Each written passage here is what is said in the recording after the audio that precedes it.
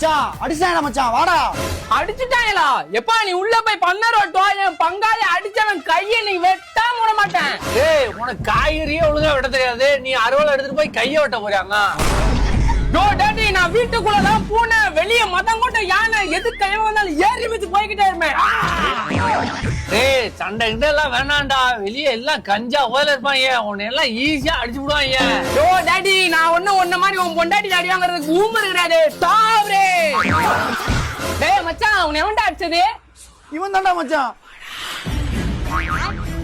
ஏய் ஆளு பாக்க காட்டுக்குள்ள காக்கா வர்ற மாதிரி இருக்கான், இவன்ட போய் அடி வாங்கி வந்திருக்கியாடா போடா சப்பா. யோ டாடி, இன்னைக்கு காக்கா வர்றவன் கையை இறக்காம வர மாட்டேன். நீ எதான் மச்சான் வண்டியா போட்டா. A few moments later.